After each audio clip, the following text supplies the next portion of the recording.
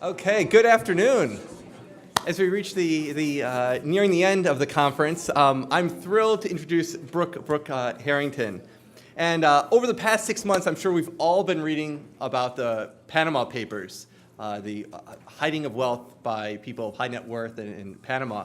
But long before this revelation, Brooke was investigating this topic by interviewing people in over a dozen tax havens around the world, and I believe spending 2 years herself training to become a wealth manager to understand this practice. And this is going to be the topic. Actually, if you've been reading The Atlantic, she's been writing a series of articles around offshore tax abuse. But this is also the subject of her forthcoming book, which is coming out in 3 weeks, 2 or 3 weeks? 10 days. 10 days. So you can go on Amazon now. Capital Without Borders, Wealth Management, and the 1%. So a very, very timely topic that she, as I see, the expert in.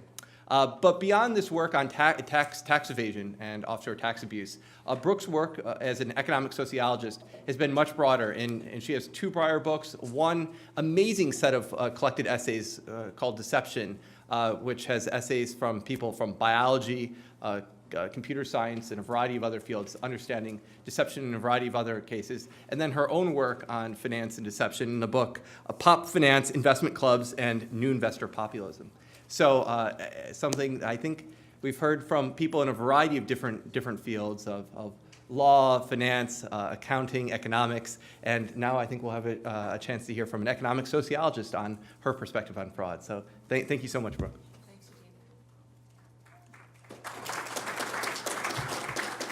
Thank you. Thanks to Eugene, thanks to Peter, and to the magnificent Lori Marsh for pulling this all together. I'm the happiest person in this hotel that the power came back on, because otherwise I was going to have to do this with no slides and keep you entertained over lunch, which that would have been a little difficult. Pop quiz. Anyone know who this is? The lady on the left? Her name is Madame de Pompadour. She was sort of the Michael Jordan of courtesans in the 18th century. She was the mistress of King Louis XV of France, and she actually said this infamous line, "Après nous, le déluge," which means after us, the flood. She had been told that her king had managed to bankrupt the French state and send it into ruin. 15 years after his death was the French Revolution. So basically, they were the bad guys who set up the French Revolution.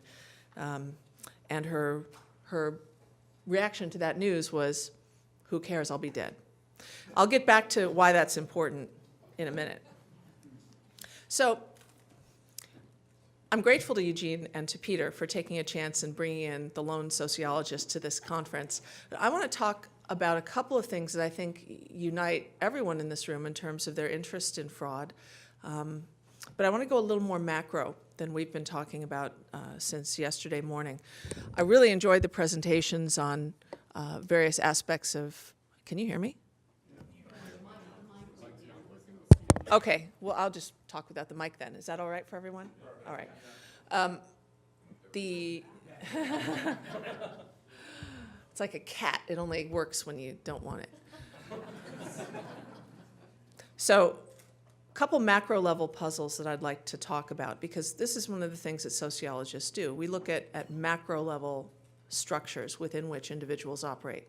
So one of them, and this is something that Russell Duncan mentioned yesterday, he alluded briefly to the fact that if you look at economic history, and financial history in particular, we see the same types of fraud happening over and over and over again across centuries. So one thing you might ask yourself is, why? Some people might say human nature. I think there's, in addition to that, another answer, which is a lot of the structures that facilitate fraud have not fundamentally changed. Yesterday, is Mr. Woodcock here? No, he's gone. So basically everyone I'm going to quote is gone.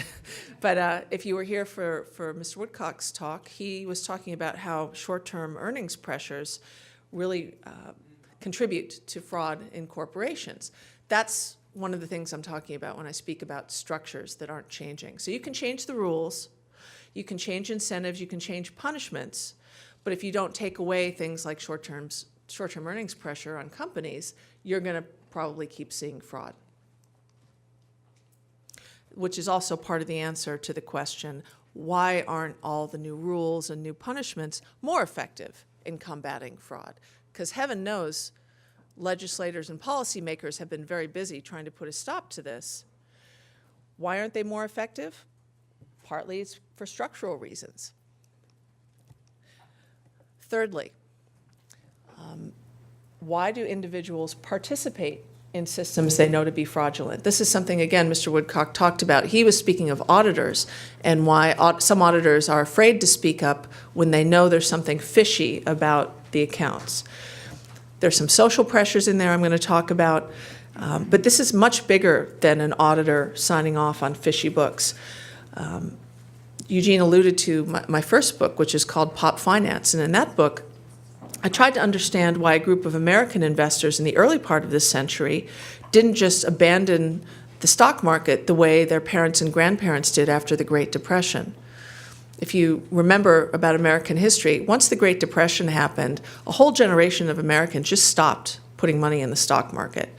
And that's very understandable, I think. What's less understandable is why, when financial crises happen, their children and grandchildren didn't pull all their money out of the market. Because if you remember around early 2000s, 2001, 2, 3, when Enron and WorldCom were happening, a lot of commentators said, uh-oh, watch out for Depression Part 2. All these people who got burned in those financial frauds, they're going to pull their money out and they'll never put it back. Well, that's not what happened. And one of the things I set out to investigate is why. The short answer, just to give you a preview, is that it's largely to do with social structure and power, and I'm going to elaborate on that. So, as Eugene mentioned, I've been working for the past 8 or 9 years on offshore tax havens, and I trained to become a wealth manager myself. These are the people who actually do the job of putting money offshore for high net worth clients. You may or may not know that the kind of thing that we learned about in the Panama Papers leak is not at all a new thing. It's been going on for centuries. Pretty much as long as there's been international trade, there have been people trying to evade taxes. An historian would know better than I would, but I bet you could pin this on the Romans if you tried hard enough. For sure, it goes back at least 3 centuries to around the time that the South Sea bubble was happening and the Banque de France scandal was happening. So there's this famous French economic historian, now deceased, who called it the thick scum of fraud and intrigue that hangs over tax and trade. It goes back centuries, people trying to avoid paying their taxes. What's worse now, and what is new, is that due in part to the financialization of the economy, that is the fact that more people make their money from moving money around than from making stuff, it's a lot more attractive to use offshore tax havens. And second of all, structural change in the law and in technology makes it much more attractive to do so. Only 30 years ago, if you really wanted to use offshore tax havens, you were talking about suitcases full of cash flown to the Cayman Islands, John Grisham stuff. And that really did happen. Of the people I interviewed, the 65 wealth managers I interviewed in 18 countries, all of them were old enough to remember a time when the biggest complaint of offshore financial centers was that their money counting machines would break down under the volume of all the cash and suitcases they were getting. Well, that doesn't happen anymore. First of all, the government cracked down on it. And second of all, because of technological change, it's just way easier to do all this stuff electronically. So why do you need wealth managers? Well, remember yesterday, Russell Duncan said, sort of offhand, that one of the things that determines prosecution in cases of fraud is who has the best lobbyists.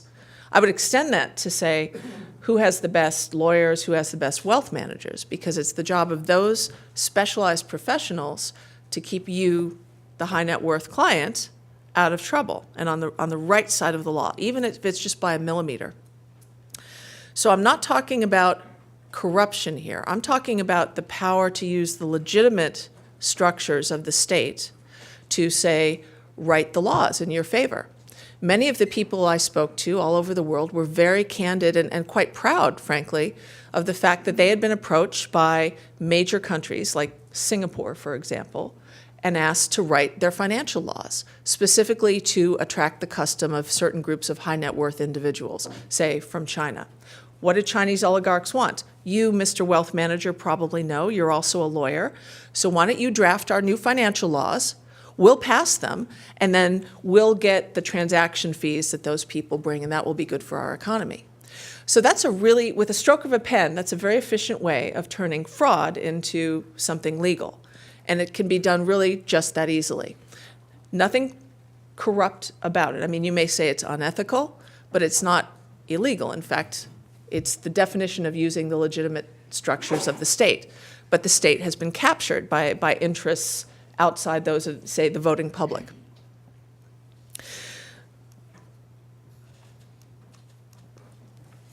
For the people in the United States who are continuing to invest in companies in a market that they know or believe to be fraudulent,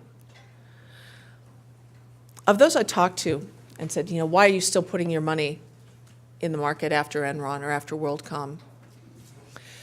Their first answer was, where am I going to put it? Under the mattress? So they definitely absorbed the message of a lot of, remember Peter Lynch's book, One Up on Wall Street? It was a bestseller in the 1980s. So that made it into pop culture deeply enough that everyone understands that with inflation, you can't just leave money by itself. You can't leave it alone. You have to do something with it.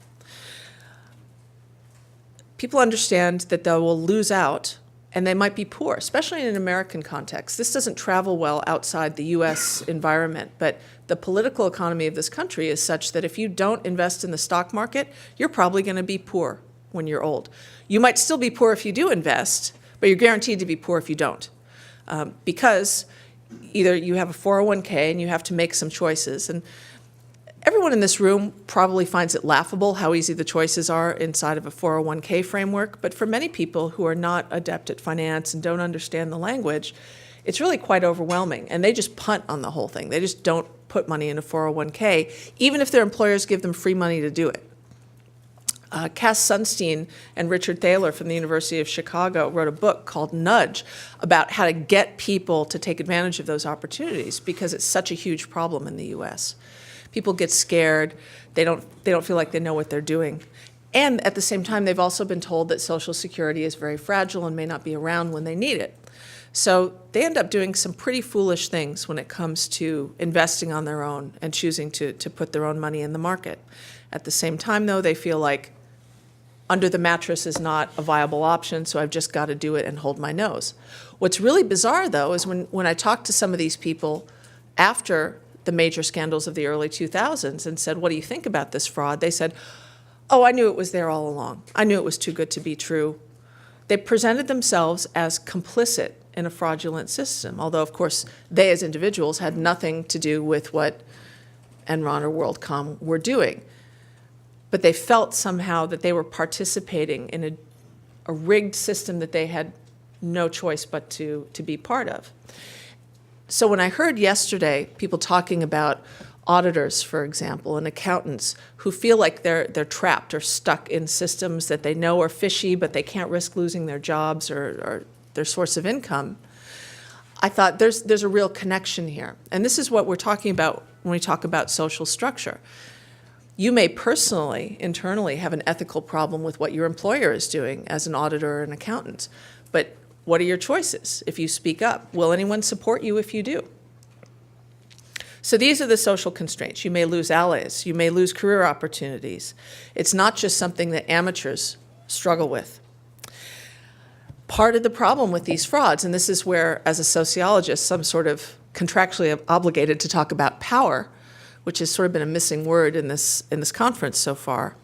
A lot of the biggest frauds are supported from the top. The regime of a given country, certainly by the executives of major corporations.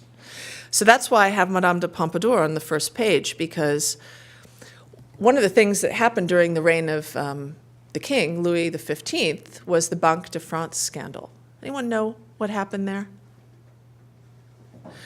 So basically, early 1700s, this is when the first financial scandals in the world started to unfold. You've probably heard of the South Sea bubble. In France, a Scotsman, a gambler by the name of John Law came along and said, hey, you know how Louis XIV has run up all these huge war debts? I can solve your problem. We're going to print paper money. And we're going to issue bonds. The bonds are going to be issued against this new venture that the French have going called the Mississippi Company. We're going to explore the New World, and we're all going to make a fortune. So they issued bonds in the name of the king. And of course, who could refuse? I mean, that's like better than full faith and credit of the US government. Everyone believed that the king was as good as his word. I mean, he was l'état c'est moi, I am the state. So you can't not believe in the king. It turned out that there was nothing in Mississippi. No one was making any money.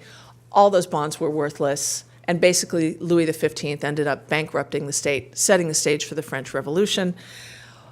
Did the people responsible care? No, they did not. Après moi le déluge. Fast forward 300 years. A guy named Richard Michalek, who was vice president of Moody's, the rating service, is giving testimony to Congress. This is in 2009. And the congressional representatives asked him to describe situations where he was pressured by banks issuing subprime mortgage bonds to falsify ratings. And he said, yeah, I had this banker really push me hard about skipping Moody's conventional process for rating bonds. He said, don't worry about it, don't look under the hood, because this is one of those IBG, YBG deals. Has anyone ever heard that phrase, IBG, YBG? Well, Michalek had to explain it to Congress too. It's an acronym for I'll be gone, you'll be gone. So it's the modern version of Madame de Pompadour. This banker was literally saying to the VP of Moody's, sign off, rubber stamp my sketchy bond issue, because by the time anyone figures out it's sketchy, I'll be gone and you'll be gone. So it doesn't matter.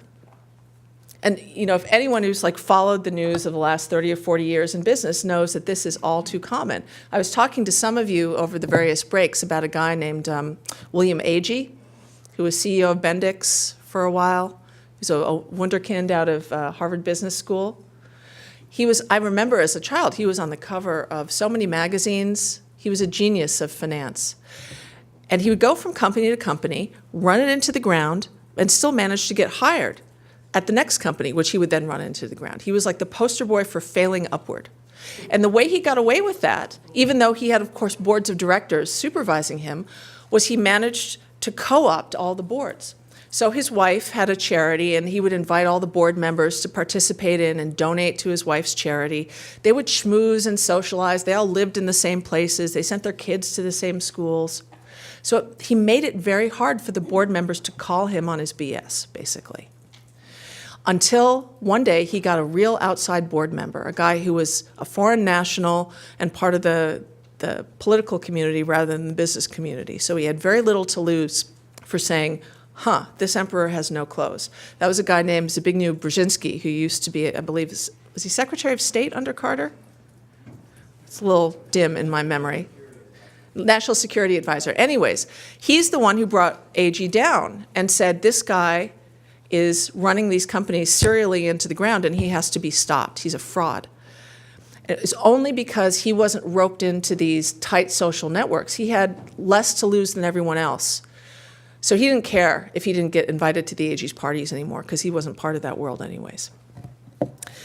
So that's one of the reasons that fraud is so hard to crack down on, because the people who are ultimately empowered to stop it are often up to their necks in it themselves. And the Panama Papers makes this point exactly. Oftentimes, if I get interviewed about offshore banking, one of the questions I get is, why aren't people going to jail? And the reason is because the people who have the power to make this stuff illegal are themselves benefiting from the system. They're not going to make it illegal. Of course, they'll go to jail, but also they'll lose all the benefits they get tax-wise and in terms of law evasion. So the implication of all this is to move from individual level explanations, which everybody likes, and there's nothing wrong with, but they're just an incomplete account. I want to move us to the less intuitive, but perhaps more explanatorily powerful structural explanations. That, by the way, is Max Weber, patron saint of sociology. He's the person who first identified bureaucracy as a social structure. So what do I mean by structure? the opportunity and constraint system in which we all operate. None of us can do exactly what we want, right? So there's law, which we've talked about a lot in this conference, but there's also cultural and behavioral norms. There are things that it's just not polite to do. For example, one of the things I wrote about in my second book called Deception is there's a cultural norm against calling someone a liar, especially to their face. You really, really have to know what you're talking about. You have to be very certain of yourself and also unencumbered by embarrassment to a large extent in order to confront someone with the fact that you know that they're lying. If you're a federal prosecutor like Russell Duncan, you may be empowered by your position to do that. But it's risky. Even if you're right, it's risky. Technology, of course, is part of the structure that surrounds us, makes certain things possible or impossible. And organizations, and I mean that in the broadest sense, churches, families, firms. Remember one of the ways that Bernard Madoff acquired the incredible power he had to attract funding was he was very plugged in to the social networks of his religious group. So I believe it was the Jewish community, Jewish charitable organizations. He used that network masterfully to make himself look like a trustworthy good guy and also to solicit potential clients. So he knew how to exploit the structure that he was in. This is not to say that people don't have choice. Of course, they still have choice. They're simply constrained in those choices. And that means, going back to the question of, say, the auditor or the accountant who suspects something is up, something is wrong, what does that person actually do? The reason there aren't more heroes and whistleblowers is often the structure is really stacked against them. Remember that movie with Russell Crowe called The Whistleblower? You do the right thing, you're supposedly going to be everyone's hero, but in fact, for structural reasons, for power reasons, your life can be ruined. You have to be prepared to lose everything. So that has to factor into our calculus of what to do about fraud. So here's where I think sociology can give us some leverage on the problem of fraud. Other disciplines might ask, and this is very stylized and simplified, so if this seems not to give enough credit to other disciplines, you're right. I'm not giving enough credit to other disciplines. For the sake of argument and to illustrate how sociology is different, I'm just going to go through the way I think that other disciplines approach this. So the psychologists that I've worked with in my deception book, they're very good at identifying fraudsters. You know, Chris's talk yesterday about how do you talk to someone and identify whether they're lying to you.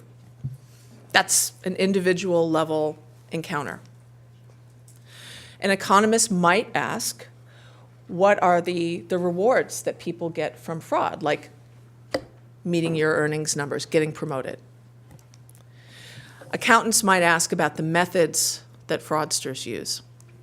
A sociologist would ask, what are the features of the larger opportunity structure that contribute to fraud? So if you change the identities of all the individuals, there would still be fraud. If you took out all the bad guys and put in a whole new set of guys, would you still get fraud? Yes, if the structure remains the same. If you keep, say, this pressure of quarterly earnings or monthly earnings. Then we want to talk about, as sociologists, what are the key institutions, who created them, and why? So, for example, where did the whole Banque de France problem come from? Where did IBG-YBG come from? So to answer the three puzzles I started out with, one I've already alluded to, which is the reason that you often see individuals participating in systems they know to be fraudulent is that they're trapped, or they can't afford to pay the price it would take to exit them from the system. It's not that they're bad people or cowards. They maybe just can't afford it. Maybe they're like a single mom.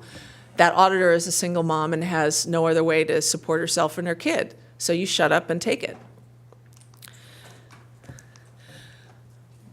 Whistleblower protections are maybe not what they should be in some countries. Secondly, why don't we see more punishments and regulatory changes being effective in stopping fraud? Well, Part of the problem is there are wealth managers and other very highly skilled professionals whose whole job it is to play cat and mouse with regulatory authorities. Somebody up here warmed my heart by mentioning the old carnival game Whack-A-Mole. Who is that up there? Was that you? I love speaking to American audiences because they know what Whack-A-Mole is. When I'm back in Europe, I have to explain it, and it sort of ruins it. But being a regulator, confronting people like wealth managers or skilled accountants or skilled lawyers is like playing whack-a-mole, because as soon as you get one of them, lots more pop up in the open spaces.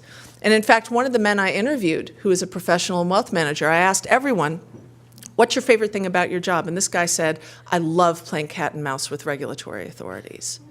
It gives me happiness to outwit them. So when you're confronted with that, and those experts have the ability to do things like write the laws of offshore countries, you've got a power problem. And if you were following the Panama Papers, a lot of the big names that came up there are, in fact, lawmakers and heads of state, or they were heads of state until they lost their jobs. They structure the system to protect themselves. In consequence, and this is how we answer the question, why do we keep seeing the same types of fraud over and over again over centuries? Systems tend to reproduce themselves, not just systems of fraud, but all kinds of systems. That's what sociologists call institutions. You know, they're not designed to change, they're designed to be stable. So one of the things I think sociology can contribute to this discussion is an analysis of fraud, not as an aberration in a good system, but as an institution in finance that reproduces itself, making them highly resistant to formal change. As an example, you know what else is an institution? Marriage. Think how long it's taken to get, say, gay marriage recognized. That is a long social process. It's actually, I'm surprised it's happened within my lifetime. That was pretty quick for institutional change. Public education, the military, all these things, churches, they're all institutions. They're not just organizations, they're patterns of behavior that are repeated over time and give stability to social life across generations. They're intended to be hard to change, and I think fraud is actually one of those things. So why would you want to take a sociological perspective? One of the things that I think is beneficial about it is you're shifting attention from things that are sometimes difficult to know, like what's going on inside people's hearts and minds. Not unknowable, but you have to work like Chris, train for decades perhaps to really learn how to do that well. A structural perspective says, look at the environment, look at the costs and benefits. It also suggests some possible new solutions that are orthogonal to the formal jail and penalty approach. So instead, for example, instead of targeting individual actors, putting people in jail or trying to prosecute them, maybe we should target the institutions that benefit them. I'll give you an example of that in a minute.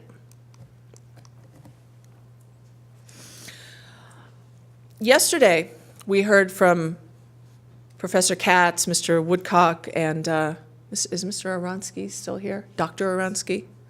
Oh, they're all gone. All of them talked about short-term pressures, earnings reports, publisher perish in academia, legal loopholes.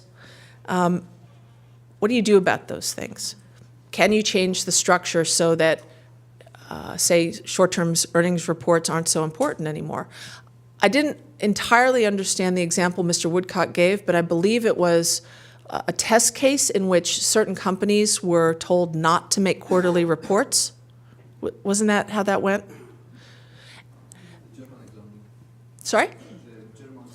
In a German setting.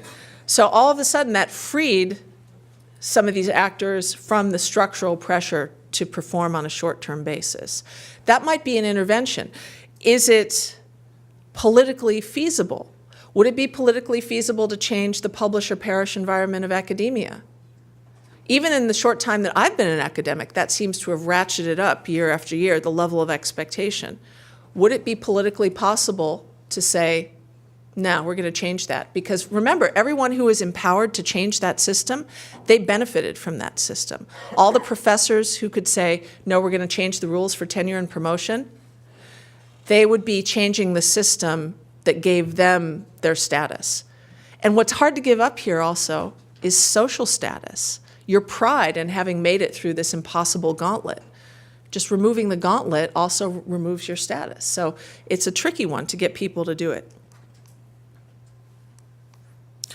Creative forms of deterrence. I want to give you an example of two countries, two democracies, two modern institutionalized countries that had very different outcomes for trying to crack down on tax fraud. France versus Israel. France took the formal approach of saying, okay, if we catch you using offshore tax havens, we're going to fine you and put you in jail. And when François Hollande became president, he ratcheted up some of those penalties in a very legalistic way. All fine and good. What did a number of French people do? They exited the system. They gave up their French passports because they didn't want to play Hollande's game. And the thing about the actors that these countries are trying to crack down on, they're as mobile as their capital is. Many countries are very happy to give them passports. Heck, anyone in this room could go out and buy a Maltese passport right now for a couple million euros. I mean, I know you have it lying around in your hotel room, just in case you were wondering what to do with it. So Gérard Depardieu, for example, the actor, famously gave up his French passport and treated us to this hideous photo of him giving a big, wet, sloppy kiss to Vladimir Putin as he got his Russian citizenship, just to get out of these high taxes that François Hollande was going to impose. Israel approached the problem in a much more clever and creative way. They figured out that the key actors here were not the wealthy people themselves, the people who were benefiting from tax fraud. They figured out that the bottleneck in the system, or the key actors in the system, were these specialized professionals, the lawyers and accountants and bankers, et cetera, who work as wealth managers. So they targeted them instead. And they said, we're going to change the rules for you. We're not going to throw you in jail. We're not going to penalize you. We're going to get you on our side. So there's actually an analogy here to the kind of interrogation techniques that Chris was talking about. So it was kind, gentle, non-confrontational. It was policy and legal oriented, but they changed the structure of opportunities and constraints for the professionals. What they did was they made it more profitable for the professionals to cooperate with state tax rules than to help their clients avoid those tax rules. So then the professionals would go into meetings with clients and say, you know, instead of putting your assets in the Cayman Islands, we're going to play ball with the Israeli state, and here's how we're going to make it as painless as possible for you. So they structured a different conversation between professionals and clients. And by that, they managed to close up almost all of their tax fraud problem. I'm still waiting for the data to come in from my colleague at Hebrew University, but I understand it's been a very successful model, and one that people who haven't considered structural explanations haven't really considered. So with that, I think we have like 2 minutes for questions. I'm so sorry, I have to go get on a plane, but I would be happy to answer any questions you might have for me now.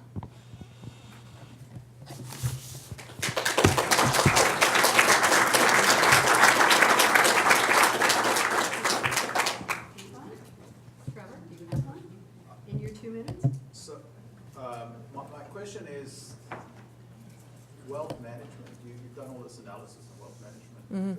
Does your implication or your assessment that they're all, forgetting the tax haven aspect of it, that they're all trying to take advantage of some system to help clients? And is that, I'm trying to understand what you learned as the wealth manager other than the structuring of tax haven that we might learn from. What I learned is, as when I took the training. I don't know, you seem to have this view that wealth managers are participating in the process of committing, maybe it's tax evasion or avoidance, but is it outside of it, just the tax side of it? Because that's the system that exists for accountants, for tax lawyers, frankly, as you said, the politicians themselves are writing these things. So it's a much broader issue than the wealth management. I'm trying to understand if there's something specific outside of just tax avoidance Yes. that is specific to the wealth management industry. What I would say is that what wealth managers really do is they specialize in law avoidance for the rich. So many of their clients don't have to worry about tax at all. I use tax as an example because especially with an American audience, it's the most easily understandable and immediate issue. But it actually goes much farther than that. I was talking at lunch to Peter and some of our other colleagues about how people in the Arab Peninsula hire wealth managers. They don't have a tax problem because they don't have taxes to pay. But they do have things to consider like Sharia law. So they're bound to, say, dispose of their assets when they die according to the rulings of a Sharia court, which is going to disadvantage their daughters. In addition, under Sharia law, you cannot be seen to lend money at interest or borrow money at interest, which pretty much shuts you out from the modern financial system.